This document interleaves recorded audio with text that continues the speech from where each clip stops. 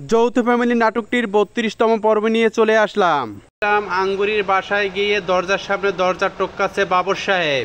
এদিকে আঙ্গুরিও বাবর সাহেবের কথা শুনে দরজা খুলে বের হলো ঘর থেকে। বাবর সাহেব হাসে আর আঙ্গুরির সাথে বলতে আছে, এত তাড়াতাড়ি জহির বেটা কিভাবে টাকা ম্যানেজ করলো? এতগুলো টাকা আঙ্গুরি গুনতে পারবে না বলেই বাবর সাহেবকে ঘরের ভিতর নিয়ে গেল আঙ্গুরি টাকা গোনার জন্য। এদিকে আঙ্গুরির বাসার সামনে এসে দাঁড়ালো সোহাগ, তনু ও তাদের বন্ধুরা বাবরকে ফাঁসানোর জন্য। বাবর সাহেব তার পকেট থেকে ছুরি বের করে আঙ্গুরিকে ভয় দেখাচ্ছে, যদি বেশি কোনো চালাকি করে একদম জবাই করে ফেলবো। এই কথা বলতে না বলতেই চেয়ারম্যান এসে হাজির আঙ্গুরির বাড়িতে তার চামচাকে নিয়ে বাবরকে হাতে নাতে ধরার জন্য। চেয়ারম্যান আঙ্গুরির বাসার ভিতর ঢুকে তখন তার চামচাকে ও চৌকিদারকে বলছে, আনাচাকানে খুঁজে বের করো কে আছে ঘরের ভিতরে। তারপর চৌকিদার খুঁজে পেল বাবর সাহেবকে এবং পাঞ্জাবের কলার ধরে তাকে বের করলো। তখনই চেয়ারম্যান উঠে বলল, বাবর মিয়া তোমার এত রাতে এখানে কাজ কি? এর মধ্যে আঙ্গুরি ঘরে ঢুকে পড়ে সোহাগ আর তনু। তখন বাবর সাহেব চেয়ারম্যানের কাছে 2 মিনিট সময় চাচ্ছে আঙ্গুরির সাথে কথা বলার জন্য। বাবর সাহেব আঙ্গুরিকে সামনে একটু ডেকে এনে ক্ষমা চাচ্ছে, আমাকে মাফ করে দাও এবং তুমি মা আমাকে বাঁচাতে পারো। তখনই আঙ্গুরি উঠে বলল, আপনাকে আমি এক শর্তে বাঁচাতে পারি, যদি আপনি আমাকে 10 লক্ষ টাকা দেন। তখনই বাবর সাহেব উঠে বলে, এত পারবো না, 7 লাখ দেবো। তখনই আঙ্গুরি রাজি হয়ে যায় 7 লাখে। তারপরে চেয়ারম্যান সাহেব সকলকে উঠানে ডেকে বলল, বাবর সাহেব তুমি কবে দিবা টাকা? তখন বাবর সাহেব বলল, রবিবার দিন 7 লাখ টাকা আমি দেব।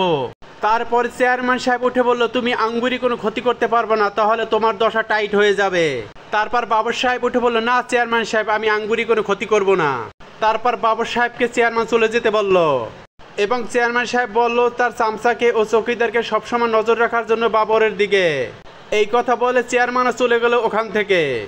এদিকে সোহাগ আর তনু উঠে বলল আঙ্গুরিকে, আপনি 7 লাখ টাকা নিয়ে বাবরের কাছ থেকে এলাকা থেকে পালান, নাহলে বাবর আপনাকে ক্ষতি করবে। তখন আঙ্গুরি উঠে বলল, ঠিক বলছো, আমি এটা নিয়ে ঢাকায় গিয়ে ভাতের হোটেল দিব। এদিকে সোহাগ, তনু আর তার বন্ধুরা মিলে গেছিল আঙ্গুরির বাড়িতে তার ছোট কাকার ভিডিওটা ডিলিট করার জন্য। তখন আঙ্গুরি উঠে বলল, টাকা লাগবে 5 লাখ। তারপরে সোহাগ উঠে বলল, 5 লাখের চেয়ে বেশি টাকা পাবেন। তখনই আঙ্গুরি উঠে বলল, সেটা কিভাবে সম্ভব? তখনই সোহাগ আর তনু উঠে বলল, সব সম্ভব যদি আপনি আমাদের কথা একটু শোনেন। তারপর সোহাগ আর তনুর কথা শুনে হাত মিলালো আঙ্গুরি। এদিকে চেয়ারম্যানের চামচা চেয়ারম্যানকে জিজ্ঞেস করে, স্যার আপনি এই বুদ্ধিটা কিভাবে পেলেন? তারপরে চেয়ারম্যান উঠে বলল, আরে বেটা আমার বাসায় গেছিল তনু আর সোহাগ। এদিকে বাবরকে ফাঁসাতে তনু আর সোহাগ গেল চেয়ারম্যানের বাসায়।